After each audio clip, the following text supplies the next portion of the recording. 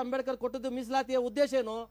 ಯಾರು ಶೋಷಣೆಗೊಳಪಟ್ಟಂತ ಒಂದು ಸಮಾಜ ಇದೆಯೋ, ಯಾರು ದುರ್ಬಲ ವ್ಯವಸ್ಥೆಯಲ್ಲಿ ಇದೆಯೋ, ಯಾರಿಗೂ ತಿನ್ನಕ್ಕೆ ಊಟಕ್ಕೆ ಇಲ್ಲದೆ ಇರ್ತಕ್ಕಂಥ ಸ್ಥಿತಿ ಇದೆಯೋ ಆ ಜನಕ್ಕೆ ಮೀಸಲಾತಿ ಸಿಗ್ಲಿ ಅಂತ ಸಾವಿರಾರು ಕೋಟಿ ದುಡ್ಡು ಮಾಡಿ ಇನ್ನೂ ಮೀಸಲಾತಿಯನ್ನ ನೀವು ತಿಂತೀರಿ. ಇವತ್ತು IAS ಮಾಡ್ತೀರಾ, ನಿಮ್ಮ ಮಕ್ಕಳಿಗೆ IAS ಕೊಡ್ತೀರಾ ರಿಸರ್ವೇಷನ್ ಅಲ್ಲಿ, ನೀವು ಜನರಲ್ಗೆ ಹೋಗಿ ನಾ ಬೇಡನಲ್ಲ, ಆದ್ರೆ ರಿಸರ್ವೇಷನ್ ಅಲ್ಲೇ ಮತ್ತೆ IAS ಬೇಕು, ನಿಮ್ಮ ಮಗಳಿಗೂ IAS ಬೇಕು, IPS ಬೇಕು, IRS ಬೇಕು. ಬಟ್ ಅಂಬೇಡ್ಕರ್ ಅದರ ಬಗ್ಗೆ ಏನ್ ಹೇಳಿದ್ದಾರೆ? ಅಂಬೇಡ್ಕರ್ ಸ್ಪಷ್ಟವಾಗಿ ಹೇಳಿದ್ದಾರೆ, ಒಂದು ನೀವೆಲ್ಲ ಸಮಾನವಾಗಿ ಹಂಚ್ಕೊಳ್ಳಿ. ಮೀಸಲಾತಿಯನ್ನ ಕೊಡುವಾಗ ಪೂನಾ ಒಪ್ಪಂದದ ಪ್ರಕಾರವಾಗಿ 16 ಜಾತಿ ಇತ್ತು, ಇವತ್ತು 85 ಜಾತಿ ಸೇರಿಸಿದ್ದಾರೆ. 85 ಜಾತಿ ಸೇರಿಸಿದ್ರು 15%, 16 ಜಾತಿ ಇದ್ರು 15%. ಇವತ್ತು ಮೀಸಲಾತಿಯನ್ನ ವಿಸ್ತರಣೆ ಆಗ್ತಾ ಇದೆ, ಆದ್ರೆ ಮೀಸಲಾತಿಯ ಪ್ರಮಾಣ ವಿಸ್ತರಣೆ ಆಗ್ಲಿಲ್ಲ, ಜಾತಿಗಳು ವಿಸ್ತರಣೆ ಆಗ್ತಾ ಇದಾವೆ. ಆಮೇಲೆ ಅಂಬೇಡ್ಕರ್ ಹೇಳಿದ್ರು ಎಲ್ಲ ಸಮಾನವಾಗಿ ಹಂಚ್ಕೊಳ್ಳಿ, ಮೀಸಲಾತಿ ಹಂಗಲ್ಲಿ ಬದುಕಬೇಡಿ ನೀವು. ಮೀಸಲಾತಿ ಅಂತಕ್ಕಂಥದ್ದು ನಿಮ್ಮ ಆರ್ಥಿಕವಾಗಿ ಒಂದ್ಸರಿ ಮೇಲೆ ಬಂದ್ಮೇಲೆ ನಿಮ್ಮ ಅಣ್ಣ ತಮ್ಮನಿಗೆ ಬಿಡಿ, ನೀವೆಲ್ಲ ಹಂಚ್ಕೊಂಡ್ಮೇಲೆ ಮೀಸಲಾತಿ ಬೇಡ ಅಂದ್ರು. ಇವತ್ತು ನಾವೇನ್ ಮಾಡ್ತಾ ಇದೀವಿ? 10 ವರ್ಷ ವಿಸ್ತರಣೆ ಆಗ್ತಾ ಇದೆ.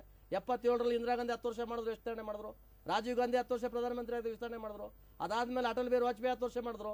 ಮನಮೋಹನ್ ಸಿಂಗ್ 10 ವರ್ಷ ವಿಸ್ತರಣೆ ಮಾಡಿದ್ದಾರೆ. 2020ಗೆ ಮೀಸಲಾತಿ ಅಂತ್ಯ. ಆದ್ರೆ ವೋಟ್ ಬ್ಯಾಂಕ್ ರಾಜಕಾರಣ ಇದೆ, ಯಾವುದೇ ರಾಜಕೀಯ ಪಕ್ಷ ಇರಲಿ, ಇನ್ನು 10 ವರ್ಷ ಮಾಡ್ತಾರೆ, ಇನ್ನು 20 ವರ್ಷ ಮಾಡ್ತಾರೆ. ಪಡ್ಕೊಳ್ಳೋರು ಯಾರು? ಮತ್ತೆ ಪಡ್ಕೊಳ್ಳೋದು ಇದೇ ದಲಿತರೆ. ಇವತ್ತು ಕೂಲಿ ಮಾಡೋರು ಹಳ್ಳಿಗಳಲ್ಲಿ ಇವತ್ತು ಒತ್ತೋಪಟ್ಟು ಊಟಕ್ಕೆ ಇಲ್ವಲ್ಲ, ಇವತ್ತು ಅವ್ರ ಮೈ ಮೇಲೆ ಚರ್ಮ ಎಲ್ಲ ಒಣಗೋಗಿದೆ. ಇಲ್ಲ, ನೀವೊಂದು ನಾವು ಸಾಲ ಮನ್ನಾ, ರೈತರ ಸಾಲ ಮನ್ನಾ ಆನ್ ದ ಸ್ಪಾಟ್ ಕಾರ್ಯಕ್ರಮಕ್ಕೆ ನೀವು ಕೂಡ ಸಹಾಯ ಹಸ್ತವನ್ನು ನೀಡಿದ್ರಿ. ಆ ಸಂದರ್ಭದಲ್ಲಿ ನೀವು ವೈಯಕ್ತಿಕವಾಗಿ ನನ್ನ ಹತ್ರ ಒಂದು ಮಾತನ್ನು ಹೇಳಿದ್ರಿ, ಸರ್ ನೀವು ನಿಜ ರೈತ ಕಷ್ಟದಲ್ಲಿದ್ದಾನೆ, ಆದರೆ ಆ ರೈತನ ಗದ್ದೆಯಲ್ಲಿ ಅಥವಾ ಫೀಲ್ಡಲ್ಲಿ ಕೆಲಸ ಮಾಡುವಂಥ ಅವರೇನಿದ್ದಾರೆ ಅವರ ಕೂಲಿ ಕಾರ್ಮಿಕರು, ಅವರ ಬಗ್ಗೆ ದಯವಿಟ್ಟು ಗಮನ ಹರಿಸಿ ಅಂತ ಹೇಳಿ 4-5 ಬಾರಿ ಹೇಳಿದ್ರಿ. ಏನು ಉದ್ದೇಶ, ಏನು ಸಂದೇಶ, ಅದ ಏನು ಹೇಳಕ್ ಬಯಸ್ತಾ ಇದ್ರಿ ಅದರಲ್ಲಿ? ಈಗ ನಾನು ರೈತರು ಅಂತಂದ್ರೆ ಎಲ್ಲೋ ಒಂದ್ ಕಡೆ ಶಕ್ತಿ ಇರುವಂತವ್ರೆ, 2 ಎಕರೆ 4 ಎಕರೆ 10 ಎಕರೆ ಜಮೀನು ಇರುವಂತವ್ರೆ ರೈತ ಅಂತಾರೆ. ರೈತನ ಹತ್ರ ಕೂಲಿ ಮಾಡೋನು, ಅವನಿಗೆ ಹೊತ್ತು ಊಟ ಕೂಲಿ ಮಾಡೋದು ಬಿಟ್ರೆ ಇನ್ ಬದುಕೇ ಇಲ್ಲ, ಅವನಿಗೆ ಬೇರೆ ಆಸ್ತಿ ಇಲ್ಲ, ಬೇರೆ ಮನೆ ಇಲ್ಲ, ಮಾಟ ಇಲ್ಲ, ಅವನು ಕೂಲಿ ಮಾಡೇ ಬದುಕಬೇಕು. ರೈತರಿಗೇನೋ ಪರಿಹಾರ ಸಿಗ್ಬಿಡುತ್ತೆ, ಆ ರೈತನ ಹತ್ರ ಕೂಲಿ ಮಾಡೋನ್ ಕತೆ ಏನು, ಅವನ್ ಬದುಕೇನು? ಅವನ್ ಸತ್ರ ಯಾರು ಕೇಳೋರು ಇಲ್ಲ. ರೈತ ಸತ್ರ ಪರಿಹಾರ ಕೊಡ್ತಾರೆ, 1 5 ಲಕ್ಷ. ಅವನ್ ಸತ್ರ ಪರಿಹಾರನೂ ಇಲ್ಲ, ಅವನಿಗೆ ಮಶಾಣಕ್ಕೆ ಹೊರಡೋಕೆ ಬಿಳಿ ಬಟ್ಟೆನೂ ಇರ್ಲಿಲ್ಲ. ಅಂತ ಸ್ಥಿತಿನಲ್ಲಿ ಅವ್ರಿಗೂ ಅವಕಾಶ ಕೊಡ್ಬೇಕಲ್ಲ. ನಾವೆಲ್ಲ ಅಂತವರ ಪರವಾಗಿ ಯಾವತ್ತೂ ಕೂಡ ಎಡಪಕ್ಷಗಳು ಮಾತಾಡ್ತವೆ. ಈಗ ನೀವೀಗ ಬಿಜೆಪಿ ಪಕ್ಷದಲ್ಲಿದ್ದೀರಿ, SC/ST ಮೋರ್ಚಾದ ಅಧ್ಯಕ್ಷರು ಕೂಡ ಆಗಿದ್ದೀರಿ. ಇಲ್ಲಿ ಯಾವತ್ತೂ ಕೂಡ ಆ ರೀತಿ ಕೂಲಿ ಕಾರ್ಮಿಕ ಅಂತ ಹೇಳಿದ ತಕ್ಷಣ ನಮಗೆ ಎಡಪಕ್ಷಗಳ ನೆನಪಾಗೋದು. ನೀವೊಂದು ಕಡೆ ಬಿಜೆಪಿಯನ್ನು ಆಯ್ಕೆ ಮಾಡ್ಕೋತೀರಿ, ಇಲ್ಲಿದ್ದಂಥವರಿಗೆ ಯಾವ ರೀತಿ ನ್ಯಾಯ ಕೊಡಿಸ್ಬೇಕು? ಈಗ ನಾನು ಎಡಪಕ್ಷಗಳ ಬಗ್ಗೆ ನಾನು ಆರೋಪ ಮಾಡೋದಂತಲ್ಲ, ಎಡಪಕ್ಷಗಳು ಏನಾದ್ರು ಫ್ಯಾಕ್ಟ್ರಿಗಳಲ್ಲಿ ಹೋಗ್ತಾರೆ, ಒಂದು 100 ಜನ 500 ಜನ 1000 ಜನ ಇರುವಂತಹ ಫ್ಯಾಕ್ಟ್ರಿಗಳಿಗೆ ಹೋಗ್ತಾರೆ, ಅಲ್ಲೊಂದು ಯೂನಿಯನ್ ಮಾಡ್ತಾರೆ, ಇವರೇ ಕಾರ್ಮಿಕರು, ಇವರೇ ಶೋಷಣೆಗೊಳಪಟ್ಟರು ಮಾತಾಡ್ತಾರೆ. ಈ ಕೂಲಿ ಕಾರ್ಮಿಕರ ಬಗ್ಗೆ ಅವ್ರು ಎಂದೂ ಜವಾಬ್ ಮಾಡಿಲ್ಲ. ಯಾವುದೇ ಕಾರ್ಮಿಕ ಪಕ್ಷಗಳು ಈ ಕೂಲಿ ಕಾರ್ಮಿಕರಿದ್ದಾರೆ, ರೈತ ಕೂಲಿ ಕಾರ್ಮಿಕರ ಪರವಾಗಿ ನಿಲ್ಲಲ್ಲ, ಯಾವತ್ತೂ ಅವ್ರ ಪರವಾಗಿ ಧ್ವನಿ ಎತ್ತಿಲ್ಲ. ಅವ್ರು ಎತ್ತೋದಿಲ್ಲ ಅಂದ್ರೆ ದೊಡ್ಡ ದೊಡ್ಡ ಫ್ಯಾಕ್ಟ್ರಿಗಳಲ್ಲಿ ಇದ್ರ ಮಾಡೋದು, ಸಂಧಾನ ಮಾಡೋದು, ಅವ್ರಿಗೆ ಪರಿಹಾರ ಕೊಡಿಸೋದು, ಇವ್ರು ಪರಿಹಾರ ತಗೊಳ್ಳೋಂಥದ್ದು ಕೆಲವು ನೋಡಿದ್ದೀನಿ ನಾನು.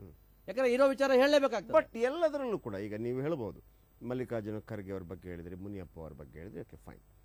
ಬಿಜೆಪಿಯಲ್ಲೂ ಅಂತವ್ರು ಇದಾರಲ್ವಾ, ಬಲಿತ ನಾಯಕರಿದಾರಲ್ವಾ, ಸೊ ಅವರ ಬಗ್ಗೆ ಯಾವತ್ತಾದ್ರೂ ನೀವು ಅದರ SC/ST ಮೋರ್ಚಾಗಳಲ್ಲಿ ಧ್ವನಿ ಎತ್ತುತ್ತೀರಾ, ಅಥವಾ ನಿಮ್ಮ ಆಶೆ ಏನಿರುತ್ತೆ? ಯಾಕಂದ್ರೆ ಯಾವ ರೀತಿ ಅವರ ಗಮನ ಸೆಳೆಯಬೇಕು, ಹೇಗೆ ಡಿಫ್ರೆಂಟ್ ಆಗಿರಬೇಕು ನಿಮ್ಮ ಪಕ್ಷ ಅಥವಾ ನಿಮ್ಮ ಧ್ಯೇಯ ಅಂತ ನಿಮ್ಗೆ ಅನ್ಸುತ್ತೆ? ಈಗ ನಾನು ಭಾರತೀಯ ಜನತಾ ಪಕ್ಷದಲ್ಲಿ ರಾಜ್ಯ ಮಟ್ಟದ ಸಮಾವೇಶಗಳು ನಡೀತವೆ, ಕಾರ್ಯಕರ್ತರ ಸಮಾವೇಶಗಳು ನಡೀತವೆ, ಕಾರ್ಯಕಾರಿಣಿ ನಡೀತದೆ. ಈ ಸಭೆಗಳಲ್ಲಿ ನಾನು ಓಪನ್ ಆಗಿ ಹೇಳ್ತೇನೆ, ಮಲ್ಲಿಕಾರ್ಜುನ ಖರ್ಗೆ ಬಗ್ಗೆ ನಾನು ಮಾತಾಡಿದ್ರೆ ಅದು ವಿರೋಧ ಪಕ್ಷದ ನಾಯಕ ಅಂತ ಹೇಳ್ತಾರೆ. ಚಿನಾರಾಮ್ ಅವರು ಅವ್ರ ಮೇಲೆ ಏನೋ ವೈಯಕ್ತಿಕ ದ್ವೇಷ ಇಟ್ಕೊಂಡಿದ್ದಾರೆ ಅಂತಾರೆ. ಇಲ್ಲಿ ನಮ್ಮ ಗೋವಿಂದ ಕಾರಜೋಳು, ಈ ಕಡೆ ವೀರಯ್ಯ, ಈ ಕಡೆ ನಮ್ಮ ಶ್ರೀನಿವಾಸ್ ಪ್ರಸಾದ್ ಇತ್ತೀಚೆಗೆ ಬಂದರು. ಈಗೇನು ನಮ್ಮ ಪಕ್ಷದಲ್ಲಿ ಇರ್ತಕ್ಕಂಥ ಪ್ರಮುಖ ನಾಯಕರಲ್ಲಿ ಇರ್ತಕ್ಕಂಥ ರಮೇಶ್ ಜಿಗಜಿಣಗಿ, ಶರಣಪ್ಪ, ಇವರು ನಿರಂತರವಾಗಿ ಮೀಸಲಾತಿಯನ್ನು ಅವರು ಕಬಳಿಸ್ತಾ ಇದ್ದಾರೆ. ನಾನು ಅವ್ರನ್ನೆಲ್ಲ ಮನವಿ ಮಾಡಿದ್ದೀನಿ, ದಯಮಾಡಿ. ಈಗ ಶಿವರಾಮ್ ಅವರು ಕೂಡ ಶಿವರಾಮ್ ಅವರು ಬಂದಿದ್ದಾರೆ. ಶಿವರಾಮ್ ಅವರು ರಾಜಕಾರಣಿ ಅನ್ನಕ್ಕಾಗಲ್ಲ ಬಿಡಿ, ಅವ್ರನ್ನ ಯಾಕೆ ಅವ್ರು ಈಗ ಬಂದಿದ್ದಾರೆ, ಇನ್ನೂ ಈಗ ಪ್ರಾರಂಭದ LKG UKG ಇದ್ದಾರೆ, ಅವ್ರನ್ನ ಯಾವ ರೀತಿ ಕನ್ಸಿಡರ್ ಮಾಡಕ್ಕಾಗಲ್ಲ. ಈಗ ಸೀನಿಯರ್ಗಳಿದಾರಲ್ಲ, ಈ ಸೀನಿಯರ್ ಮೋಸ್ಟ್ ರಾಜಕಾರಣಿಗಳು, ಮಲ್ಲಿಕಾರ್ಜುನ್, ನಮ್ಮ ರಮೇಶ್ ಜಿಗಜಿಣಗಿ, ಇವತ್ತು ಶರಣಪ್ಪ, ಇವತ್ತು ನಮ್ಮ ಗೋವಿಂದ ಕಾರಜೋಳ ಮತ್ತೆ ವೀರಯ್ಯ, ಈ ತರದ ಪ್ರಮುಖ ತಲೆಗಳು ಅವ್ರನ್ನ ಪ್ರಶ್ನೆ ಮಾಡಿದ್ದೀನಿ. ನೀವು ಮಾದರಿಯಾಗಿ ಈ ಸಮಾಜದ ಕಟ್ಟ ಕಡೆಯ ಸಮಾಜದ ಪರವಾಗಿ ಮಾದರಿಯಾಗಿ ನೀವು ಮೀಸಲಾತಿಯನ್ನ ತಗೊಳ್ಳೋದು ಬಿಟ್ಟು ನೀವು ಗೋಳೆಟ್ಟಿ ಶೇಖರ್ ಅಂತವ್ರು ಯಾವುದೇ ಪಕ್ಷದ ಬೆಂಬಲ ಇಲ್ಲದೆ ಸಾಮಾನ್ಯ ಕ್ಷೇತ್ರದಲ್ಲಿ ನಿಂತು ಗೆಲ್ಲಿಲ್ವಾ? ನೀವ್ಯಾಕೆ ಗೆಲ್ಲಬಾರ್ದು? ನಿಂತ್ಕೊಳ್ಳಿ, ನೀವೊಂದು ಆದರ್ಶವಾಗಿ ಇತಿಹಾಸ ಆಗ್ತೀರಾ. ನೀವು ಬಾಬಾ ಸಾಹೇಬ್ ಅಂಬೇಡ್ಕರ್ ಅವತ್ತು ಕಾನೂನು ಮಂತ್ರಿ ರಾಜೀನಾಮೆ ಕೊಟ್ಟು ಇತಿಹಾಸ ಆದ್ರು ಅಂತ 100 ಅವ್ರ ಬಗ್ಗೆ ಉದಾಹರಣೆ ಕೊಡ್ಬೋದು. ನೀವೆಲ್ಲೋ ಒಂದ್ ಕಡೆ ಒಂದು ನಿಮ್ಮ ಸ್ವಾರ್ಥಕ್ಕೆ ನೀವು ಮೀಸಲಾತಿಯನ್ನ ಪಡ್ಕೊಂಡು ನಿಮ್ಮ ಮಕ್ಕಳ ಏಳಿಗೆನ, ನಿಮ್ಮ ಕುಟುಂಬದ ಏಳಿಗೆನ ಮಾಡ್ತಾ ಇದ್ದೀರಿ. ನಿಮ್ಮ ಜನ ಏನಾಗಿದ್ದಾರೆ, ನಿಮ್ಮ ಪರಿಸ್ಥಿತಿ ಏನಾಗಿದ್ದಾರೆ? ಒಂದ್ ಕಡೆ ಲೆಫ್ಟ್ ರೈಟ್ ಅಂತ ಕ್ರಿಯೇಟ್ ಮಾಡ್ತಾರೆ. ಈ ಲೆಫ್ಟ್ ರೈಟ್ ಕ್ರಿಯೇಟ್ ಬಿಟ್ಬಿಡ್ರಿ. 101 ಜಾತಿ ಇದೆ ಇವತ್ತು SC ಗಳಿಗೆ, 101 ಜಾತಿಗೂ ನೀವು ಲೀಡರ್ ಆಗ್ಬೇಕು. 101 ಜಾತಿಗಳ ಪರವಾಗಿ ನೀವು ಧ್ವನಿ ಎತ್ತಬೇಕು. 16 ಜಾತಿ ಇದ್ದಾಗ ಅದು ಮೂಲ ಅಸ್ಪೃಶ್ಯ ಜಾತಿಗಳು, ಆಮೇಲೆ ಬಂದಂತ ಜಾತಿಗಳು ನೀವು ಧ್ವನಿ ಎತ್ತಿ. ನೀವು ಒಂದು ಜಾತಿಗೆ ಲೆಫ್ಟ್ಗೆ ಒಬ್ಬ ನಾಯಕ ಆಗ್ಬಿಡೋಣ, ನಮ್ಮಲ್ಲಿ ರೈಟ್ಗೆ ಒಬ್ಬ ನಾಯಕ ಆಗಿದ್ದಾನೆ, ರೈಟ್ ಅಂದಾಗ ಮಾತ್ರ ಎಲ್ಲೋ ಒಂದ್ ಕಡೆ ಅವಕಾಶ ತಗೊಳಕ್ ಲಾಯಕರಾಗ್ತೀರಿ. ಈ ಅವಕಾಶಕ್ಕೆ ಮಾತ್ರ ಲೆಫ್ಟ್ ರೈಟ್ ನಿಮ್ಮಲ್ಲಿ ಲೆಫ್ಟ್ ರೈಟ್ ಮಾಡ್ತೀರಿ. ಬಿಜೆಪಿ ಹೆಂಗ್ ಆಯ್ಕೆ ಮಾಡ್ಕೊಂಡ್ರಿ? ಯಡಿಯೂರಪ್ಪನವರ ಶಿಷ್ಯ ಹೆಂಗ್ ಆಗ್ತೀರಿ ನೀವು? ಭಾರತೀಯ ಜನತಾ ಪಕ್ಷಕ್ಕೆ ನಾನು ಸೇರ್ಬೇಕಾದ್ರೆ ಬಾಬಾ ಸಾಹೇಬ್ ಅಂಬೇಡ್ಕರ್ ಅವರು ಒಂದು ಉಪಚುನಾವಣೆಗೆ ನಿಲ್ತಾರೆ. ಸ್ವತಂತ್ರ ಬಂದ ಮೇಲೆ ಒಂದು ಮೀಸಲು ಕ್ಷೇತ್ರದಿಂದ ಉಪಚುನಾವಣೆಗೆ ನಿಲ್ತಾರೆ. ಉಪಚುನಾವಣೆಗೆ ನಿಂತಾಗ ನೆಹರೂಗೆ ಬಾಬಾ ಸಾಹೇಬ್ ಅಂಬೇಡ್ಕರ್ ಅವರ ಧ್ವನಿ, ಅವರ ಅಗ್ರೆಸಿವ್ನೆಸ್ ಅವರಿಗೆ ಇಷ್ಟ ಇರಲಿಲ್ಲ. ಅವ್ರು ಯಾವುದೇ ಕಾರಣಕ್ಕೂ ಪಾರ್ಲಿಮೆಂಟ್ ಪ್ರವೇಶ ಆಗಬಾರ್ದು, ಪಾರ್ಲಿಮೆಂಟ್ ಬರಬಾರ್ದು ಅಂದ್ರೆ ಅವರನ್ನ ಸೋಲಿಸಬೇಕು. ಅದಕ್ಕೆ ಪ್ರಧಾನಮಂತ್ರಿಗಳೇ ಖುದ್ದು ಉಸ್ತುವಾರಿನಲ್ಲಿ ಆ ಕ್ಷೇತ್ರದಲ್ಲಿ ಹೋರಾಡಿ ಒಬ್ಬ ಏನೂ ಗೊತ್ತಿಲ್ಲದಿರ್ತಕ್ಕಂಥ ಅನಕ್ಷರಸ್ಥನ ನಿಲ್ಲಿಸಿ ಅಂಬೇಡ್ಕರ್ ವಿರುದ್ಧವಾಗಿ ಅಂಬೇಡ್ಕರ್ನ ಸೋಲಿಸ್ತಾರೆ. ಅಂಬೇಡ್ಕರ್ನ ಸೋಲಿಸಿದಂಥ ಸಂದರ್ಭದಲ್ಲಿ ಶ್ಯಾಮಾ ಪ್ರಸಾದ್ ಮುಖರ್ಜಿ ಅವರು, ಆಗಿನ ರಾಷ್ಟ್ರೀಯ ಜನಸಂಘದ ಅಧ್ಯಕ್ಷರಾಗಿದ್ದಂಥ ಶ್ಯಾಮಾ ಪ್ರಸಾದ್ ಮುಖರ್ಜಿ ಅವರು ಅಂಬೇಡ್ಕರ್ ಅನ್ನ ನೋಡ್ತಾರೆ. ಅಂಬೇಡ್ಕರ್ ಮತ್ತೆ ಶ್ಯಾಮ್ ಪ್ರಸಾದ್ ಮುಖರ್ಜಿಯಲ್ಲಿ ಬಹಳ ಸಾಮರಸ್ಯ ಇತ್ತು. ವೀರ ಸಾವರ್ಕರ್ ಅವರು ಅಂಬೇಡ್ಕರ್ ಅವರು ಚುನಾವಣೆ ಏಜೆಂಟ್ ಆಗಿದ್ರು. ಅಂಬೇಡ್ಕರ್ ಅವರ ಮಧ್ಯೆ ಬಹಳ ವಿಶ್ವಾಸ ಇದ್ದಂಥವರು ಚುನಾವಣೆಗೆ ನೋಡ್ತಾ ಇದ್ರು ವೀರ ಸಾವರ್ಕರ್ ಅವರು. ಶ್ಯಾಮ ಪ್ರಸಾದ್ ಮುಖರ್ಜಿ ಅವರು ಒಂದ್ ಕಡೆ ಯೋಚನೆ ಮಾಡ್ತಾರೆ, ಅಂಬೇಡ್ಕರ್ ಸೋಲು ದೇಶದ ಸೋಲು, ಧ್ವನಿ ಇಲ್ಲದೆ ಇರ್ತಕ್ಕಂಥ ಕೋಟ್ಯಾಂತರ ಜನರಿಗೆ ಧ್ವನಿ ಕೊಟ್ಟಂತವರು ಸೋತಿದ್ದಾರೆ ಅಂತ ದುಃಖ ಪಡ್ತಾರೆ. ಅವನ್ನ ಕರ್ಕೊಂಡೋಗಿ ವೆಸ್ಟ್ ಬೆಂಗಾಲಿಂದ ಅವರು ರಾಷ್ಟ್ರ ಮೆಂಬರ್ ಮಾಡ್ತಾರೆ. ರಾಷ್ಟ್ರ ಮೆಂಬರ್ ಮಾಡಿದಾಗ ಅಂಬೇಡ್ಕರ್ ಒಂದು ಮಾತು ಹೇಳ್ತಾರೆ, ಕಾಂಗ್ರೆಸ್ ಉರಿಯೋ ಮನೆ, ಆ ಮನೆಯಲ್ಲಿ ಇರಬೇಡಿ, ನೀವು ನಿಮ್ದೇ ಆದಂತ ರಾಜಕೀಯ ಪಕ್ಷಗಳ ಆಯ್ಕೆ ಮಾಡ್ಕೊಳ್ಳಿ.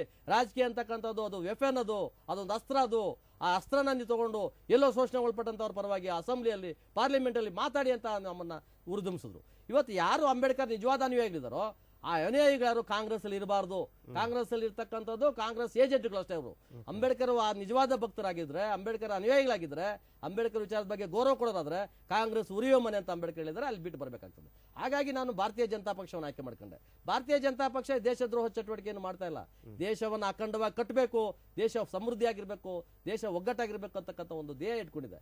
ಹಾಗಾಗಿ ದೇಶ ಕಟ್ಟತಕ್ಕಂಥ ಒಂದು ಪಕ್ಷ ಈ ದೇಶದಲ್ಲಿ ನಿಜವಾದ ಶೋಷಿತರ ಪರವಾಗಿ ಆ ದಿನಗಳಲ್ಲಿ ಅಂಬೇಡ್ಕರ್ ಅವ್ರನ್ನ ಗುರುತಿಸಿದ್ದು, ಆ ದಿನಗಳಲ್ಲಿ ಅಂಬೇಡ್ಕರ್ ಗೌರವ ಕೊಟ್ಟಿದ್ದು ಆ ಪಕ್ಷ ಯಾವುದಿದ್ರೆ ಅದು ಭಾರತೀಯ ಜನತಾ ಪಕ್ಷ, ಆಗಿನ ಜನಸಂಘ. ಹಾಗಾಗಿ ಆ ಜನಸಂಘ ಅನ್ನೋ ಪಕ್ಷ ಇವತ್ತು ಭಾರತೀಯ ಜನತಾ ಪಕ್ಷ ಪರಿವರ್ತನೆ ಆಗಿದೆ.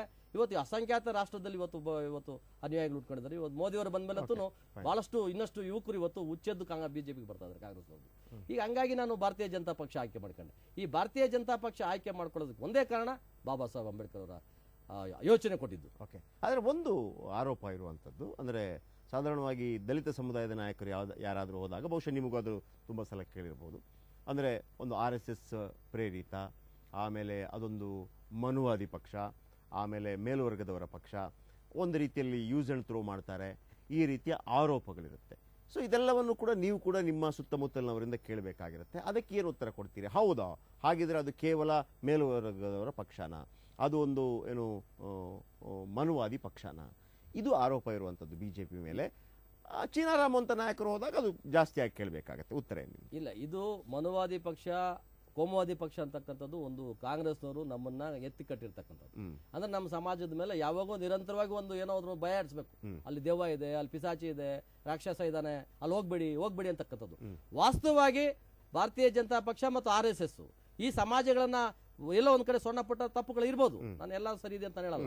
ಆದ್ರೆ ಈ ಸಮಾಜಕ್ಕೆ ಇನ್ನಷ್ಟು ಬೆಂಬಲ ಕೊಡ್ತಕ್ಕಂಥ ವಾತಾವರಣದಲ್ಲಿ ಇರ್ತಕ್ಕಂಥದ್ದು ಅವೆರಡು. ಆದ್ರೆ ಕಾಂಗ್ರೆಸ್ ಈ ವೋಟ್ ಬ್ಯಾಂಕ್ ರಾಜಕಾರಣ ಮಾಡ್ಕೊಂಡು ಈ ದಲಿತರ ಮೂತಿಗೆ ಬೆಣ್ಣೆ ಸೋರಿದ್ರೆ ವಿನ ಅವ್ರಿಗೆ ಬೆಣ್ಣೆ ತಿನ್ಸ್ಲಿಲ್ಲ. ಅವತ್ತು 16 ಜಾತಿ ಇದ್ದಾಗ 15% ಇದ್ದಂತ ಸಂದರ್ಭದಲ್ಲಿ 85 ಜಾತಿ ಸೇರಿಸಿದ್ರಲ್ಲ ಕಾಂಗ್ರೆಸ್ ಅವರು. 85 ಜಾತಿ ಸೇರಿಸಿದ ಮೇಲೆ ಆ ಜಾತಿ ಸಂಖ್ಯೆ ಎಷ್ಟು ಬಂತು ಅಷ್ಟು ಪ್ರಮಾಣದಲ್ಲಿ ಮೀಸಲಾತಿ ವಿಸ್ತರಣೆ ಆಗ್ಬೇಕಾಯ್ತು. ಯಾಕೆ ಮಾಡ್ಲಿಲ್ಲ ನೀವು? ಯಾರು ಮನುವಾದಿಗಳಿಲ್ಲಿ, ಯಾರು ಕೋಮುವಾದಿಗಳು, ಯಾರು ದಲಿತ ವಿರೋಧಿಗಳಾರು? ಇವತ್ತು ಕಾಂಗ್ರೆಸ್ ನಿಜವಾದ ದಲಿತ ವಿರೋಧಿಗಳು.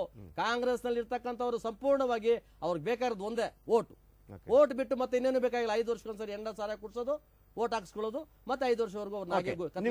ನಿಮ್ಮ ಬಗ್ಗೆ ಮತ್ತೊಂದು ಆರೋಪ ಇರುವಂತದ್ದು, ನೀವು ಡೈರೆಕ್ಟ್ ಆಗಿ ಬಂದು ಬಿಜೆಪಿ ಸೇರಿದ್ರಿ, ಏನು ಗಿರಿಕರ್ತ ಏನು ಆಗಿರ್ಲಿಲ್ಲ, ಏನೋ ಕೃಪಾ ಕಟಾಕ್ಷದಿಂದ ಬಂದ್ರಿ ಅಂತ. ನಿಜಾನ ಅದು, ಅಥವಾ ನೀವು ಕಾರ್ಯಕರ್ತರಾಗಿ ಬಂದಿದ್ದು? ಎಷ್ಟು ವರ್ಷ ನೀವು ಕೆಲಸ ಮಾಡಿದ್ರಿ ಬಿಜೆಪಿ? ನಾನು 12 ವರ್ಷದಿಂದ ಬಿಜೆಪಿಲಿ ಇದ್ದೇನೆ. ನಾನು ಬಿಜೆಪಿ ಸೇರುವಾಗ ಪ್ರಬುದ್ಧವಾದಂತ ತೀರ್ಮಾನ ತಗೊಂಡೆ ಯಾವ ಪಕ್ಷಕ್ಕೆ ಸೂಕ್ತ ಅಂತ. ಅವತ್ತು ನಾನು ಸೇರಿದ್ದೇನೆ, ಅವತ್ತು ಕಾರ್ಯಕರ್ತಾಗೆ ಸೇರಿದ್ದು ನಾನು. ಆವಾಗ ನನ್ನ ಒಂದು ಕೆಲಸ ಚಟುವಟಿಕೆಗಳನ್ನ ಗಮನಿಸಿದ ಸಂತೋಷ್ ಜಿ ಅಂತವರು ಮೊದಲು ನನ್ನ ರಾಜ್ಯ ಉಪಾಧ್ಯಕ್ಷರಾಗಿ ಆಯ್ಕೆ ಮಾಡಿದ್ರು SC ಮೋರ್ಚಾಗೆ ಅಂತ. SC ಮೋರ್ಚಾ ನಾನು ಅವ್ರಿಗೆ ಪ್ರಶ್ನೆ ಮಾಡಿದೆ, ಏನ್ SC ಲೀಡರ್ ಆಗಿ SC ಮೋರ್ಚಾಗೆ ಬರ್ಬೇಕಾ, ನನ್ನ ಸಾಮಾನ್ಯ ಕ್ಷೇತ್ರ ಕಳಿಸಿ ಜನರ ಕೇಳಿದೆ ನಾನು. ಅವಾಗ ಇಲ್ಲ ಈ ಬಿಜೆಪಿನಲ್ಲಿ ಒಂದು ಸಾರಿ ನಾಯಕತ್ವ ಕೊಡೋದು ಕಷ್ಟ ಆಗ್ತದೆ, ನೀವು SC ಮೋರ್ಚಾನ ಬಲಪಡಿಸಿ, ನಿಮ್ಮಲ್ಲಿ ದೊಡ್ಡ ಮಾಸ್ ಇದೆ ಮಾಡಿ ಅಂತ ಸಂತೋಷ್ ಜಿ ಅವರು ಅದನ್ನ ನಾನು ಮೊದಲು ಕರ್ಕೊಂಡು ಬಂದಂತವ್ರು ಸಂತೋಷ್ ಜಿ ಅವರು. ನನಗೆ ಒಬ್ಬ ಜಗದೀಶ್ ಹಿರೇಮಣಿ ಅಂತ ಒಬ್ಬ ಇದ್ರು, ಅವ್ರ ಮುಖಾಂತರ ಕರೆಸ್ಕೊಂಡು ಹೇಳಿದಾಗ ನಾನು ವಿರೋಧ ಮಾಡಿದೆ. ಅದು ಹೆಂಗಾಯ್ತು ಸಂತೋಷ್ ಜಿ ಅವ್ರ ಜೊತೆ ನಿಮ್ಮ ಲಿಂಕ್ ಫಸ್ಟ್ಗೆ ಆರಂಭದಲ್ಲಿ? ಇಲ್ಲ, ಸಂತೋಷ್ ಜಿ ಅವರೇ ನನ್ನ ಪರಿಚಯ ಇಲ್ಲ, ಸಂತೋಷ್ ಜಿ ಇರಲಿಲ್ಲ. ಅವರೇ ನನ್ನ ಬಗ್ಗೆ, ನನ್ನ ಹೋರಾಟಗಳ ಬಗ್ಗೆ, ನನ್ನ ಒಂದು ವಿಚಾರಗಳ ಬಗ್ಗೆ ತಿಳ್ಕೊಂಡು ಇದು ಒಬ್ಬ ಮಾಸ್ ಲೀಡರ್ ಇದ್ದಾನೆ, ಈತ ಬೇಕು ನಮ್ಮ ಪಕ್ಷಕ್ಕೆ ಅಂತೇಳಿ ನನ್ನ ಕರೆದ್ರು. ಇನ್ಯಾವ ನಾಯಕರು ನನ್ನ ಕರೆದಿರಲಿಲ್ಲ. ಅದಾದ್ಮೇಲೆ ನನ್ನ ಪಕ್ಷದಲ್ಲಿ ಹೋದ್ಮೇಲೆ ಕಾಂಗ್ರೆಸ್ನ ಬಗ್ಗೆ ಮತ್ತೆ ಬಾಬಾ ಸಾಹೇಬ್ ಅಂಬೇಡ್ಕರ್ ಕೊಟ್ಟಂತ ಕಿರುಕುಳಗಳು ಇವೆಲ್ಲವನ್ನ ನಾನು ಅಬ್ಸರ್ವ್ ಮಾಡಿ ಅದ್ರ ಬಗ್ಗೆ ಹೆಚ್ಚಿನ ಜನರಲ್ಲಿ ಜಾಗೃತಿ ಮಾಡುವಂತ ಕೆಲಸಗಳು ಮತ್ತೆ ಅತಿ ಹೆಚ್ಚು ಸಂಖ್ಯೆಯಲ್ಲಿ ಯುವಕರನ್ನ ಬರಮಾಡ್ಕೊಂಡಿದ್ದೀನಿ ಕಾಂಗ್ರೆಸ್ಸಿಂದ ಬಿಜೆಪಿಗೆ ಬರಮಾಡ್ಕೊಂಡಂತ ಸಂದರ್ಭದಲ್ಲಿ ಬಹಳ ಜನ ಇವತ್ತು ಸಾವಿರಾರು ಜನ ಯುವಕರು ಇವತ್ತು ಬಿಜೆಪಿಗೆ ತರೋ ಕೆಲಸ. ಯಡಿಯೂರಪ್ಪನ ಜೊತೆ ನಿಮ್ಮ ಸಂಬಂಧ? ಯಡಿಯೂರಪ್ಪನವರು ರಾಜ್ಯದ ಮುಖ್ಯಮಂತ್ರಿ ಆದ್ರು. ರಾಜ್ಯದ ಮುಖ್ಯಮಂತ್ರಿ ಆದಾಗ ಇಡೀ ದಲಿತ ಸಮಾಜಕ್ಕೆ ಕೊಟ್ಟಂತ ಕೊಡುಗೆ ಯಾರಾದ್ರೂ ಈ ದೇಶದಲ್ಲಿ ಇದ್ರೆ ಅಂದ್ರೆ ಮೊದಲನೇ ವ್ಯಕ್ತಿ ಇವತ್ತು ಯಡಿಯೂರಪ್ಪನವರು ಮುಖ್ಯಮಂತ್ರಿ ಆದ ತಕ್ಷಣ ಪ್ರತಿ ಸರ್ಕಾರದಿಂದ ಕೊಡ್ಬೇಕಾದೆಲ್ಲ ಸೌಲಭ್ಯಗಳನ್ನು ಕೊಟ್ಟರು. ಮತ್ತೆ ರೈತ ನಾಯಕರಾಗಿದ್ರು, ದಲಿತರ ಬಗ್ಗೆ ಚಿಂತನೆಗಳಿತ್ತು, ಅಲ್ಪಸಂಖ್ಯಾತರ ಬಗ್ಗೆ ಚಿಂತನೆಗಳಿತ್ತು. ಬಟ್ ಅವರ ಬಗ್ಗೆ ಒಂದು ಆರೋಪ ಕೂಡ ಇತ್ತು, ಅಂಬೇಡ್ಕರ್ ಅವರ ಫೋಟೋವನ್ನು ಕೆಳಗೆ. ಅದು ಸುಳ್ಳು, ಅದನ್ನ ನಾನು ಹೇಳಬಾರ್ದು, ಹೇಳ್ತೇನೆ. ಆವತ್ತಿನ ದಿನ ಅಂಬೇಡ್ಕರ್ ಅವರ ಭಾವಚಿತ್ರವನ್ನ ತೆಗೆದಂತ ಸಂದರ್ಭ ಬೇರೆ ಇತ್ತು. ಆ ಸಂದರ್ಭ ತೆಗೆದಿದ್ದು ಅಲ್ಲಿ ಅವ್ರ ಕಚೇರಿಯನ್ನ ಸೂಚಿ ಮಾಡೋದಕ್ಕೆ ಆ ಟೈಮಲ್ಲಿ ಪಕ್ಕದಲ್ಲಿ ತೆಗೆದ್ರು. ಒಂದು ಪತ್ರಿಕೆಯ ವರದಿಗಾರ ಒಬ್ರು ಆ ಒಂದು ಫೋಟೋ ತೆಗೆದು ಇಲ್ಲಿ ಅಂಬೇಡ್ಕರ್ ಫೋಟೋ ತೆಗೆದ್ರು ಅಂತೇಳಿ ನಾನು ಆ ವಿಚಾರದಲ್ಲಿ ಹೇಳಕ್ಕೂ ಇಷ್ಟಪಡಲ್ಲ. ಯಾಕಂದ್ರೆ ಅದು ಅಂದ್ರೆ ದಟ್ ಮೀನ್ಸ್ ನೀವ್ ಹೇಳೋ ಪ್ರಕಾರ ಶುಚಿತ್ವದ ಸಂದರ್ಭದಲ್ಲಿ ಅದರ ಜೊತೆಗಿದ್ದ ಗಾಂಧಿ ಫೋಟೋವನ್ನು ಕೆಳಗಿಳಿಸಲಾಗಿದೆ, ಅಂಬೇಡ್ಕರ್ ಫೋಟೋವನ್ನು ಕೆಳಗಿಳಿಸಲಾಗಿದೆ, ಆಗ ಪ್ರಧಾನಮಂತ್ರಿ ಆಗಿದ್ದಂತವರ ಫೋಟೋಗಳನ್ನು ಕೂಡ ಕೆಳಗಿಳಿಸಲಾಗಿದೆ. ಸೊ ಅದನ್ನ ಕೇವಲ ಕೆಲವು ವ್ಯಕ್ತಿಗಳು ಅದನ್ನ ದುರ್ಬಳಕೆ ಮಾಡ್ಕೊಂಡ್ರು. ಅದಕ್ಕೆ ಲಾಭ ಪಡ್ಕೊಂಡ ವ್ಯಕ್ತಿ ಅಂತ ಸಿದ್ದಯ್ಯ ಅಂತ IAS ಏನಿದ್ರು ಅವರು JDS ಅಲ್ಲೂ CM ಸೆಕ್ರೆಟರಿ, ಕಾಂಗ್ರೆಸ್ ಇದ್ದಾಗೂ CM ಸೆಕ್ರೆಟರಿ, ಎಲ್ಲಾ ಅಂತಲೂ ಆವಾಗ ಯಡಿಯೂರಪ್ಪನವರು ಅವತ್ತು ದೊಡ್ಡ ಮನ್ಸು ಮಾಡಿದ್ರು. ಸಿದ್ದಯ್ಯನವ್ರನ್ನ ಅವರ ಕಾರ್ಯದರ್ಶಿಯಾಗಿ ತಗೊಂಡ್ರು. ಯಾಕಂದ್ರೆ ದಲಿತರನ್ನ ನಾನು ವಿರೋಧ ಅಲ್ಲ, ನಾನು ಬಾಬಾ ಸಾಹೇಬ್ ಅಂಬೇಡ್ಕರ್ ಅವರ ಅನುಯಾಯಿ, ನಾನು ಅವರ ಆಶೀರ್ವಾದದಿಂದ ನಾನು ಈ ಮಟ್ಟಕ್ಕೆ ಬಂದಿದ್ದೀನಿ. ಹಾಗಂತ ಸಿದ್ದಯ್ಯನವ್ರನ್ನ ಅವರು ಅವ್ರ ಸೆಕ್ರೆಟರಿ ಆಗಿ ಮಾಡ್ಕೊಟ್ರು. ಓಕೆ, ಈಗ ಒಂದು ಬ್ರೇಕ್ ತಗೊಳ್ಳೋಣ ಲೀಡರಲ್ಲಿ. ಇದಾದ ನಂತರ ಮುಂದಿನ ಭಾಗದಲ್ಲಿ ಮುಂದಿನ ಆಶೋತ್ತರಗಳೇನು, ಚೀನಾರಾಮು ಏನಾಗಬೇಕು ಅಂತ ಬಯಸ್ತಾರೆ, ಏನು ಮಾಡಬಲ್ಲರು, ಆಮೇಲೆ ಈಗ ಪ್ರಸ್ತುತ ಕೆಲವೊಂದು ಪ್ರಶ್ನೆಗಳು, ಅದು ಗೋಮಾಂಸ ವಿಚಾರ ಇರ್ಬೋದು, ಆಮೇಲೆ ದಲಿತರ ಮನೆಗೆ ಹೆಣ್ಣು ಕೊಡಿ ಅನ್ನುವಂತಹ ಮುಖ್ಯಮಂತ್ರಿಗಳ ಮಾತಿರ್ಬೋದು, ಈ ಎಲ್ಲ ಪ್ರಸ್ತುತ ವಿದ್ಯಮಾನಗಳ ಬಗ್ಗೆ ಚೀನಾರಾಮ್ ಅವರು ಯಾವ ರೀತಿ ಉತ್ತರವನ್ನು ಕೊಡ್ತಾರೆ, ಅವರ ಸಮರ್ಥನೆ ಏನಿದೆ, ಅದಕ್ಕೆ ವಿವರಣೆ ಏನಿದೆ ಕೇಳೋಣ ಒಂದು ಬ್ರೇಕ್ ಆದಮೇಲೆ.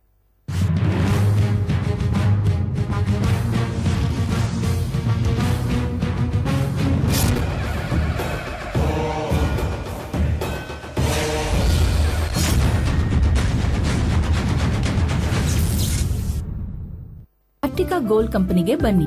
ಅಟ್ಟಿಕಾ ಗೋಲ್ಡ್ ಕಂಪನಿ ನಿಮ್ಮ ಚಿನ್ನವನ್ನು ಇಂದಿನ ಆನ್ಲೈನ್ ರೇಟ್ಗೆ ಕೊಂಡು ನಿಮಗೆ ಒಂದೇ ನಿಮಿಷದಲ್ಲಿ ಹಣ ಕೊಡುತ್ತಾರೆ. Attica gold company.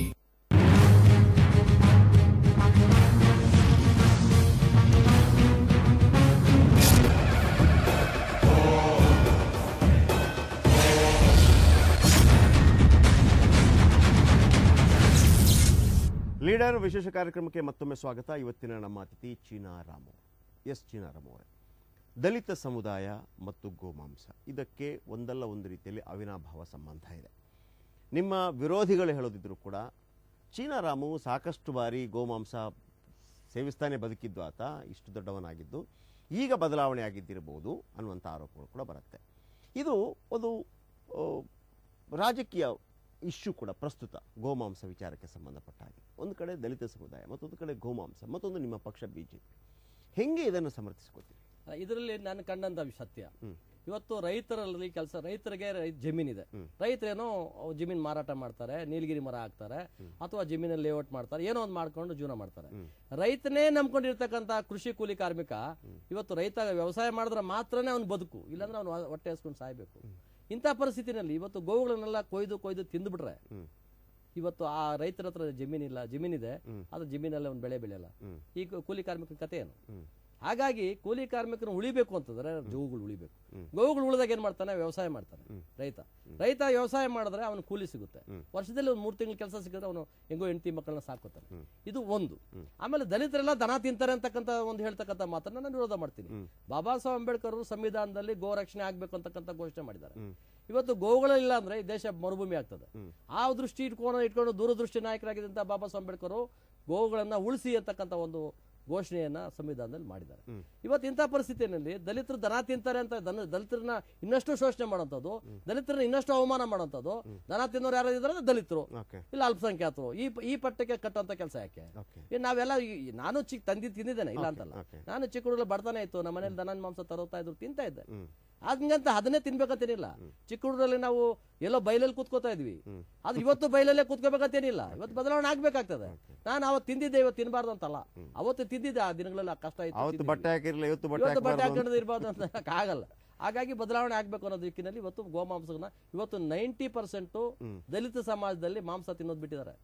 ಇವತ್ತು ದಲಿತರಲ್ಲಿ ಇವತ್ತು ನಿಜವಾದ ಭಕ್ತಿ, ದೇವರ ಭಕ್ತಿ ಇರತಕ್ಕಂಥದ್ದು ಯಾರಿಗೂ ಬೇರೆಯವ್ರಿಗಲ್ಲ. ಇವತ್ತು ನಿಜವಾದ ದಲಿತ ಕುಟುಂಬಗಳಲ್ಲಿ ದನಿನ್ ಮಾಂಸ ಅಂತಂದ್ರೆ ನೆಂಟಿ 100 ಕಿಲೋಮೀಟರ್ ದೂರದಲ್ಲಿ ಓಡ್ತಾಳೆ. ಇವತ್ತು ಏನೋ ದನನ್ ಮಾಂಸ ತರಲೇನೆ ಅಂತಂದ್ರೆ ಅಯ್ಯೋ ನೀವೇನು ನನ್ನ ಮನೇಲಿ ಇರಲ್ಲ ಅಂತ. ಬಟ್ ಚೀನಾರಾಮ್ ಅಂತವರಿಗೆ ಈ ದಲಿತ ಸಂಘರ್ಷ ಸಮಿತಿ, ದಲಿತ್ ಮೂವ್ಮೆಂಟ್ ಇದೆಲ್ಲ ಒಂದು ಮೂವ್ಮೆಂಟ್. ಓಕೆ, ಈ ಒಂದು ಕಡೆ ಮೂವ್ಮೆಂಟ್, ಒಂದು ಕಡೆ ಅಂಬೇಡ್ಕರ್ ಅವರು, ಒಂದು ಕಡೆ ನೀವು ಬಿಜೆಪಿಯನ್ನ ಆಶ್ರಯಿಸಿದಾಗ ಅದರ ತತ್ವ ಸಿದ್ಧಾಂತದ ಅಡಿಯಲ್ಲಿ ನೀವು ಕೆಲಸ ಮಾಡಬೇಕಾಗತ್ತೆ. ಅದರ ಮಧ್ಯದಲ್ಲೂ ಕೂಡ ನೀವು ಈ ಬಲಿತ ನಾಯಕರು ಅಂತ ಏನು ಕರೆಸ್ಕೋತೀರಿ, ನಿಮ್ಮ ಪಕ್ಷದಲ್ಲಿರೋರು ಕೂಡ ನೀವು ಬಿಸಿ ಮುಟ್ಟಿಸ್ತೀರಿ, ಇಲ್ಲ ನೀವು ಅದನ್ನು ಮಾಡಬಾರ್ದು ಅಂತ ಅಂದ್ಬಿಟ್ಟು ನೀವೇ ಹೇಳಿದಿರಿ. ಕಾರಜೋಳ ಇರ್ಬೋದು, ಮತ್ತೊಬ್ಬರು ಇರ್ಬೋದು, ನೋಡಿ ಹೆಚ್ಚಿನ ಸವಲತ್ತುಗಳನ್ನು ನೀವು ಪಡಿಬಾರ್ದು, ನಿಮ್ಮ ಮಕ್ಕಳು ಪಡಿಬಾರ್ದು ಅಂತ ನೀವು ಹೇಳ್ತೀರಿ. ಈ ಮೂವ್ಮೆಂಟಲ್ಲಿ ಬಂದಂಥ ನಾಯಕರಿಗೆ ಈ ರೀತಿ ಒಂದು ತತ್ವ ಸಿದ್ಧಾಂತದ ಅಡಿಯಲ್ಲಿ ಕಟ್ಟು ಹಾಕುವಂಥ ಸಂದರ್ಭಗಳು ಬಂದಾಗ ಅದನ್ನು ನೀವು ಹೇಳೋದಕ್ಕೆ ಅವಕಾಶ ಸಿಗತ್ತಾ ನಿಮ್ಮ ಪಕ್ಷದಲ್ಲಿ? ಹೀಗಾಗಲ್ಲ, ನಮಗೆ ಕಷ್ಟ ಆಗುತ್ತೆ ಇದನ್ನು ಹೇಳ್ಕೊಳ್ಳೋದಕ್ಕೆ, ನಮಗಿದನ್ನು ನೀವು ಹೇಳಿದ ರೀತಿಯಲ್ಲೇ ಸಾರಾಸಗಟಾಗಿ ಹೇಳೋಕೆ ಆಗೋದಿಲ್ಲ, ಇಂಥ ಸಂದಿಗ್ಧ ಪರಿಸ್ಥಿತಿ ಯಾವತ್ತಾದರೂ ಒದಗಿದೆಯಾ ಚೀನಾರಾಮ್ ಅವರಿಗೆ? ಆ ಸಂದರ್ಭ ಬಂದಾಗ ಏನು ಮಾಡ್ತೀರಿ ನೀವು? ಈಗ ನಾನು ಒಂದು ಸ್ಪಷ್ಟವಾಗಿ ಹೇಳ್ತೀನಿ, ಮೋಹನ್ ಭಾಗವತ್ ಅವರು ಈ RSSನ ಮಹಾದಂಡ ನಾಯಕ. ಈ ದೀನ್ ದಯಾಳ್ ಉಪಾಧ್ಯಾಯರ ಜನ್ಮದಿನಾಚರಣೆ ಆಗ್ತಾ ಇತ್ತು. ಅವತ್ತಿನ ದಿನ ಪತ್ರಕರ್ತರ ಜೊತೆ ಒಂದು ಸಂದರ್ಶನದಲ್ಲಿ ಕೂತಿದ್ರು. ಒಬ್ಬರು ಪತ್ರಕರ್ತರು ಕೇಳಿದ್ರು, ಗುಜರಾತ್ ನಲ್ಲಿ ಪಟೇಲ್ ಸಮುದಾಯ ಮೀಸಲಾತಿ ಕೇಳ್ತಾ ಇದೆ, ನೀವೇನ್ ಹೇಳ್ತೀರಾ ಅಂತ ಕೇಳಿದ್ರು. ಮೋಹನ್ ಭಾಗವತ್ ಅವರು ಸರಳವಾಗಿ ಒಂದೇ ಮಾತು ಹೇಳಿದ್ರು, ಪರಿಶೀಲನೆ ಆಗ್ಲಿ, ಯಾರೋ ಕೇಳ್ತಾರೆ ಅದನ್ನ ಯಾಕೆ ನಾನೇ ಯಾಕೆ ಬೇಡ ಅನ್ಬೇಕು, ಪರಿಶೀಲನೆ ಆಗಿ. ಯಾರಕ್ಕೆ? ಗುಜರಾತ್ ಅಲ್ಲಿ ಕೇಳ್ತಾ ಇರ್ತಕ್ಕಂಥ ಪಟೇಲ್ ಸಮುದಾಯದ ಬಗ್ಗೆ ಮಾತ್ರ ಮಾತಾಡಿದ್ರು. ಹಾಗೆ ಬಿಹಾರ್ ಚುನಾವಣೆ ನಡೀತಾ ಇತ್ತು.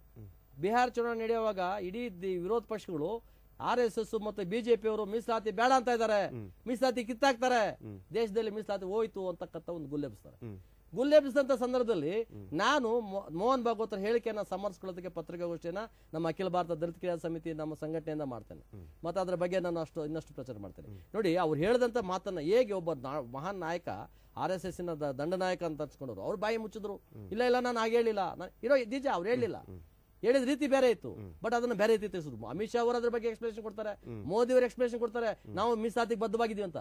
ನಾನು ಆ ಸಂದರ್ಭದಲ್ಲಿ ಪತ್ರಿಕಾಗೋಷ್ಠಿಯಲ್ಲಿ ಕರೆದಾಗ ಅವ್ರನ್ನ ಕೇಳಿದ ಇಷ್ಟೇ ಪ್ರಶ್ನೆ, ಮೀಸಲಾತಿಗೆ ನೀವು ಬದ್ಧವಾಗಿರಿ, ಆದ್ರೆ ದಲಿತರು ತಗೊಳ್ತಾ ಇದಾರಲ್ಲ ಆ ಮೀಸಲಾತಿ ಬಗ್ಗೆ ಯೋಚನೆ ಮಾಡಿ, ನಿಮ್ಮ ಭಾವನೆಗಳನ್ನ ಬದಲಾಯಿಸ್ಕೊಳ್ಳಿ ಅಂತ.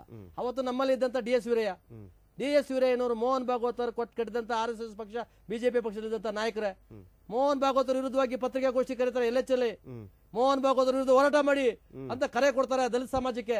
ನಾನು ಹೇಳೋದು ವೈಯಕ್ತಿಕವಾಗಿ ನಾನು ವೀರಯ್ಯನ ಬಗ್ಗೆ ಮಾತಾಡಲ್ಲ, ಆದ್ರೆ ನೀನೊಬ್ಬ ಬಿಜೆಪಿಯ 2 ಸಾರಿ ಫಲಾನುಭವಿ ಆಗಿದೆಯಾ, MLC ತಗೊಂಡಿದ್ಯಾ, 2 ಸಾರಿ MP ಟಿಕೆಟ್ ತಗೊಂಡಿದ್ಯಾ, ಅಂಬೇಡ್ಕರ್ ಅಭಿವೃದ್ಧಿ ನಿಗಮ ಚೇರ್ಮನ್ ಆಗಿದ್ಯಾ, ಬಿಜೆಪಿನಲ್ಲಿ ಇದ್ಕೊಂಡು ಒಬ್ಬ ನಾಯಕ ಹೇಳಿದ ಮಾತನ್ನ ಟ್ವಿಸ್ಟ್ ಮಾಡ್ತಕ್ಕಂಥ ವಿರೋಧ ಪಕ್ಷ ನಾಯಕನ ರೀತಿಯಲ್ಲಿ ನೀನು ಪತ್ರಿಕಾಗೋಷ್ಠಿ ಕರಿತಿ LHL. ಇದನ್ನ ನಾನು ಅದನ್ನ ವಿರೋಧ ಮಾಡಿದ್ರೆ ವೀರಯ್ಯನವ್ರಿಗೆ ನನ್ನ ಮೇಲೆ ಸಿಟ್ಟು.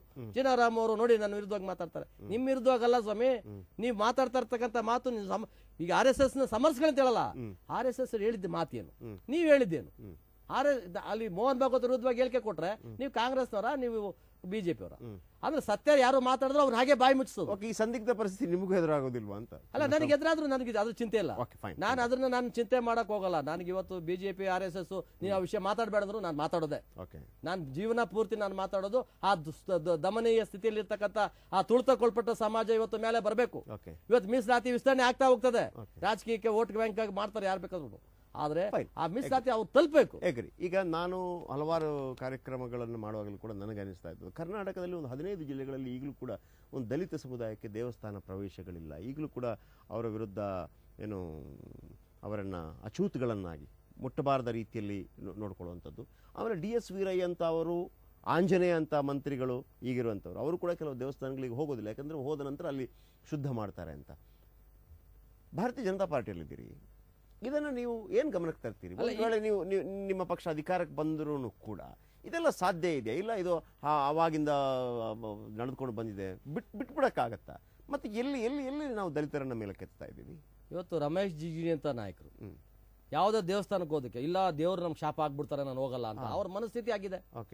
ಈಗ ಒಬ್ಬ ಕೇಂದ್ರದ ಮಂತ್ರಿ ಆಗಿದ್ದಾರೆ, ಸುಮಾರು ಸಾರಿ ಅವರು 6 ಸಾರಿ MP ಆಗಿದ್ದಾರೆ, ರಾಷ್ಟ್ರಪತಿನೇ ಇದಾರಲ್ಲ, ಈಗ ರಾಷ್ಟ್ರಪತಿನೇ ಇದ್ದಾರೆ. ಅವ್ರು ಹೇಳೋದು ರಮೇಶ್ ಜಿಗಜಿಣಗಿ ನಾನು ದೇವ್ರ ಶಾಪ ಆಗ್ತಾರೆ ನಾನು ಹೋಗಲ್ಲ.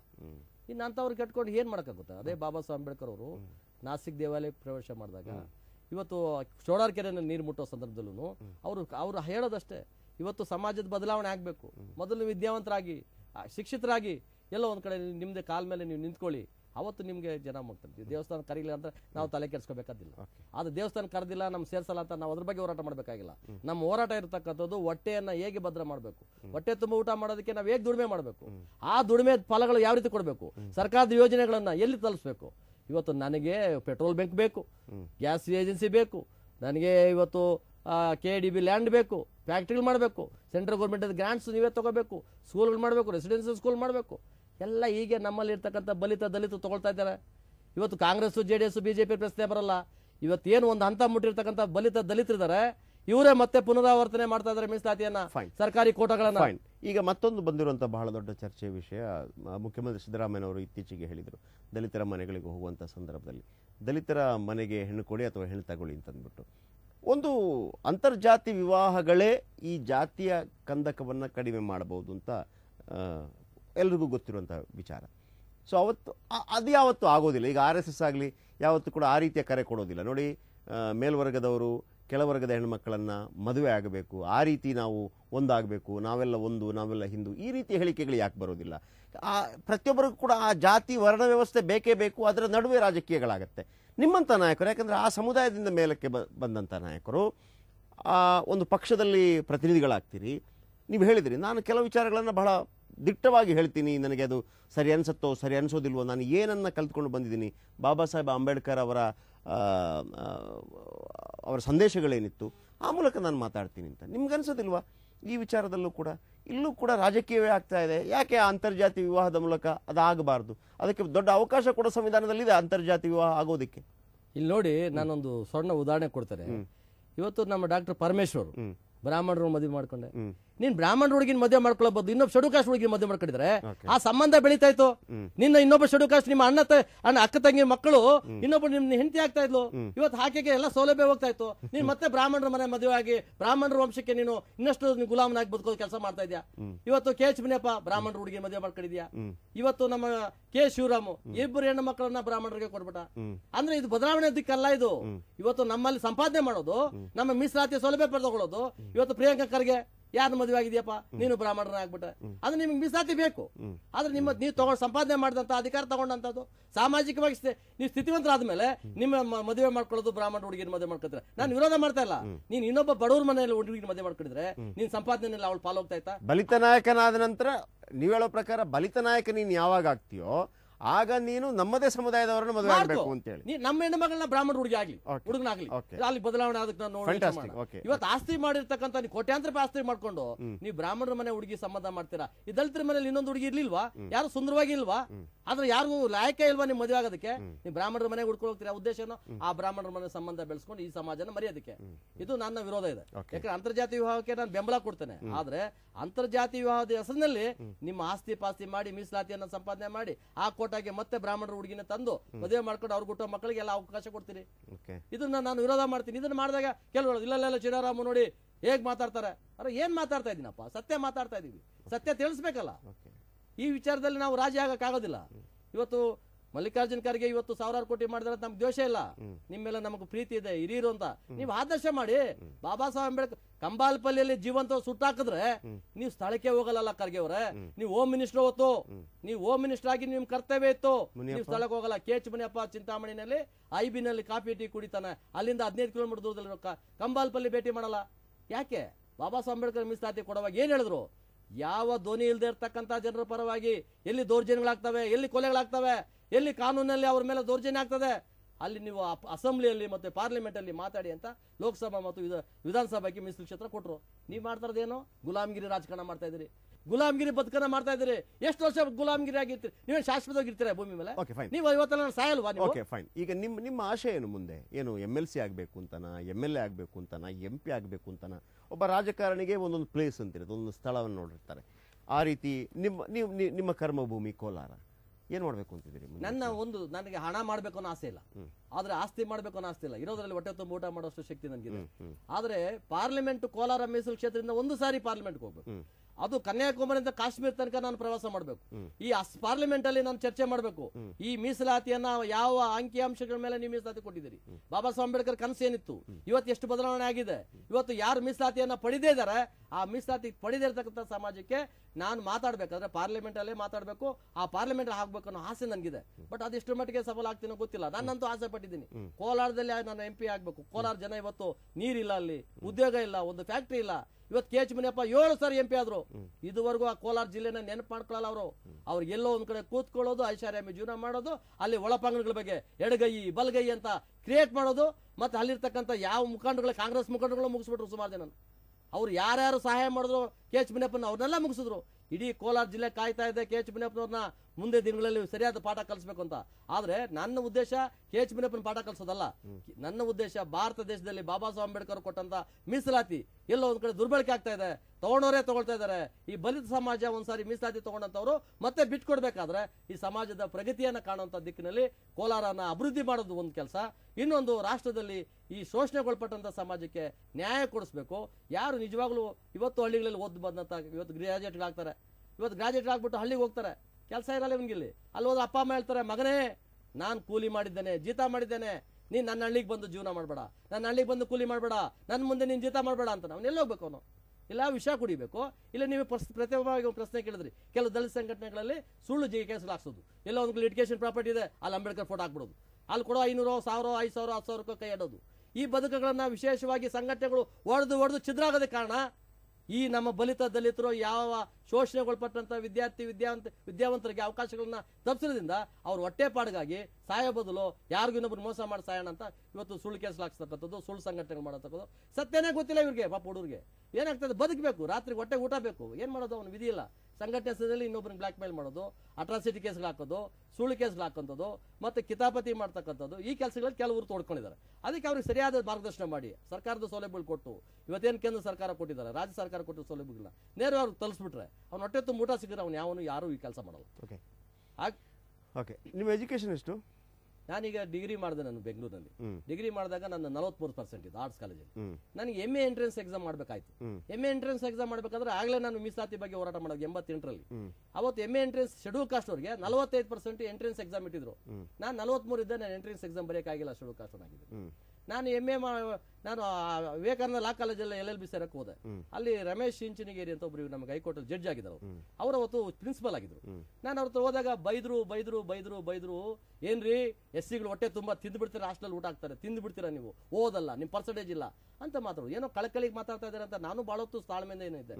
ಕೊನೆಗೆ ಅವರು ಬೈಗಳು ಕೇಳಕ್ಕಾಗದೆ, ಸ್ವಾಮಿ ನಿಮ್ ಕಾಲೇಜು ಬೇಡ, ನಿಮ್ಗೆ ಸವಾಸನ ಬೇಡ ಅಂತ ಅಲ್ಲಿಂದ ವಾಪಸ್ ಬಂದು ಅವನೂರು ಕಾಲೇಜಲ್ಲಿ LLB ಸೇರಿದೆ. LLB ಆದ್ಮೇಲೆ ನಾನು ಇವತ್ತು ಈ ಹೋರಾಟಗಳಲ್ಲಿ ತುಂಬಾ ಅತಿ ಹೆಚ್ಚಾಗಿ ತೋರಿಸ್ಕೊಂಡಿದ್ದ ಈ ಶೋಷಣೆ ನಂದೇ ಆದಂಥ ಒಂದು ಅಖಿಲ ಭಾರತ ಡಾಕ್ಟರ್ ಅಂಬೇಡ್ಕರ್ ಪ್ರಚಾರ ಸಮಿತಿ ಅಂತ ಮಾಡಿ ಇಡೀ ರಾಷ್ಟ್ರದಲ್ಲಿ ಅಂಬೇಡ್ಕರ್ ವಿಚಾರಗಳನ್ನ ಎಲ್ಲೋ ಒಂದರ ಕೂಪ ಮಂಡೂಕಗಳ ರೀತಿಯಲ್ಲಿ ಅಂಬೇಡ್ಕರ್ನ ಬಿತ್ತಿಸೋದು ನನಗೆ ಇಷ್ಟ ಇಲ್ಲ. ಅಂಬೇಡ್ಕರ್ ಒಬ್ಬ ವಿಶ್ವಮಾನವರು, ಇಡೀ ಸಮಾಜವನ್ನೇ ತನ್ನ ಮೈ ಮೇಲೆ ಹಾಕೊಂಡಂಥವ್ರು, ಸಂವಿಧಾನ ಬರೆಯುವಾಗ ಸಮಾನವಾದಕ್ಕಂಥವ್ರು, ಮಹಿಳೆಯರ ಪರವಾಗಿ, ಕಾರ್ಮಿಕರ ಪರವಾಗಿ, ದಲಿತರ ಪರವಾಗಿ, ಹಿಂದುಳಿದ ಪರವಾಗಿ, ಎಲ್ಲರ ಪರವಾಗಿ ಧ್ವನಿ ಎದ್ದಂಥವ್ರು. ಅವ್ರನ್ನ ಎಲ್ಲೋ ಒಂದು ಕಡೆ ಒಂದು ಶೂನ್ಯ ಭಾವದಿಂದ ನೋಡುವಂಥದ್ದು ತಪ್ಪು. ಆ ಭಾವನೆಯಿಂದ ಹೊರಗಡೆ ತರಬೇಕಂತಕ್ಕಂಥ ವಿಚಾರದಲ್ಲಿ ಅಂಬೇಡ್ಕರ್ ಪ್ರಚಾರ ಸಮಿತಿಯನ್ನು ಕಟ್ಕೊಂಡು ಒಂದು ರೀತಿ ಹೋರಾಟಗಳು ಮಾಡ್ಕೊಂಡು ಬಂದೆ. ಅದಾದಮೇಲೆ ರಾಮವಿಲಾಸ್ ಪಾಸ್ವಾನ್ ಅವರು ನನ್ನ ಆತ್ಮೀಯರಾದರು. ಅಲ್ಲಿ ನಾನು ಅಖಿಲ ಭಾರತ ದಲಿತ ಕ್ರಿಯಾ ಸಮಿತಿನಲ್ಲಿ ರಾಜ್ಯಾಧ್ಯಕ್ಷನಾಗಿದ್ದೆ. ಆ ಸಂದರ್ಭದಲ್ಲಿ ರಾಮವಿಲಾಸ್ ಪಾಸ್ವಾನ್ಗೂ ಕೇಳಿದೆ ನಾನು, ನೀವು 7 ಸಾರಿ MP ಆಗಿದ್ದೀರಿ, ಮತ್ತೆ ನಿಮ್ಮ ಮಕ್ಕಳನ್ನ ರಾಜಕೀಯದಲ್ಲಿ ತರ್ತಾ ಇದ್ದೀರಾ, ಮತ್ತೆ ಮೀಸಲಾತಿ ನೀವೇ ತಗೊಂಡು ಬಿಡೋ ಪ್ರಶ್ನೆ ಬರೋದಿಲ್ಲ ಪಾಪ. ಯಾಕಂದ್ರೆ ಅವ್ರಿಗೆ ಗೊತ್ತಿದ್ದು ನನ್ನ ಗುರಿನೇ ಅದು. ಯಾಕಂದ್ರೆ ಪಾಪದ ಜನ ಎಲ್ಲೋ ಒಂದ್ ಕಡೆ ಧ್ವನಿ ಯಾರು ಮಾತಾಡ್ತಾರೆ, ಯಾರು ಮಾತಾಡೋದು. ಇವತ್ತು ಅಸೆಂಬ್ಲಿಯಲ್ಲಿ ಏನಾದ್ರು ನಿಮ್ಮ ಮೂಲ ಗಟ್ಟಿ ಧ್ವನಿ ಏನು ಅಂತಂದ್ರೆ, ಒಂದು ದಲಿತ ಸಮುದಾಯದಲ್ಲಿ ಆತ ಬಡವಾಗಿದ್ದಿರ್ಬೋದು, ಆತ ಒಂದು ಉನ್ನತ ಸ್ಥಾನಕ್ಕೆ ಇರ್ತಾನೆ, ಸ್ವಪ್ರಯತ್ನದಿಂದ IAS ಆಗ್ತಾನೆ, ಅಥವಾ ಆರ್ಥಿಕವಾಗಿ ಭಾಳ ಸದೃಢ ಆಗ್ತಾನೆ, ಭಾಳ ದೊಡ್ಡ ಬಿಸ್ನೆಸ್ ಮ್ಯಾನ್ ಆಗ್ತಾನೆ, ಅಥವಾ ರಾಜಕಾರಣಿ ಆಗ್ತಾನೆ, ಮಂತ್ರಿ ಆಗ್ತಾನೆ, ಮುಖ್ಯಮಂತ್ರಿ ಆಗ್ತಾನೆ. ಒಮ್ಮೆ ನೀವು ಆ ಸ್ತರಕ್ಕೆ ಬಂದ ನಂತರ ನಿಮ್ಮ ಮಕ್ಕಳಿಗೆ ಆ ಮೀಸಲಾತಿಯನ್ನು ನೀವು ಪಡ್ಕೋಬಾರ್ದು ಅನ್ನೋದು ನಿಮ್ಮ ಆಶಯ. ಜೊತೆಗೆ ನನ್ನ ಮಕ್ಕಳಿಗೂ ನಾನು ನಿರ್ಧಾರ ಮಾಡಿದ್ದೇನೆ, ಯಾವುದೇ ಕಾರಣಕ್ಕೂ ಮೀಸಲು ಸೌಲಭ್ಯಗಳಿಗೆ ನಾನು ಕಳಿಸೋದಿಲ್ಲ, ಮೀಸಲಾತಿ ವ್ಯಾಪ್ತಿಗೆ ಬಿಡೋದಿಲ್ಲ. ಯಾಕಂದ್ರೆ ನಾನು ಒಂದು ಸಾರಿ ಮಾತ್ರ ಕೋಲಾರದಲ್ಲಿ MP ಆದ್ರೆ ಒಂದು ಸಾರಿ MP ಆಗ್ತಾರೆ, ಎರಡನೇ ಸಾರಿ ಮತ್ತೆ ಮೀಸಲು ಕ್ಷೇತ್ರಕ್ಕೆ ನಾನು ಸ್ಪರ್ಧಕೋಲ್ಲ. ಇಲ್ಲ ಕಾರ್ಯಕರ್ತರು ಒತ್ತಡ ಮಾಡಿದ್ರು, ಇಲ್ಲ ಅಭಿಮಾನಿಗಳು ಸುಟ್ಟು ಅವ್ರು ಆತ್ಮಹತ್ಯೆ ಮಾಡ್ಕೊಂತಿದ್ರು, ಹೇಳಿದ್ರು, ಬೆದರಿಸಿದ್ರು ಅಂತ ನಾಟಕ ಆಡೋಂಥ ಕೆಲಸ ನಾನು ಮಾಡಲ್ಲ. ಒಂದು ಸಾರಿ ನಾನು MP ಆಗಬೇಕು, ಅದು ಪಾರ್ಲಿಮೆಂಟಲ್ಲಿ ಮಾತಾಡಿ ಮೀಸಲಾತಿಯಿಂದ ದೂರ ಉಳ್ಕೊಳ್ಳೋಂಥ ಕೆಲಸ ನಾನು ಮಾಡ್ತೀನಿ. Yes, thank you very much Chinaram ಅವರೇ. ನಿಮ್ಮ ಎಲ್ಲ ಆಶಯಗಳು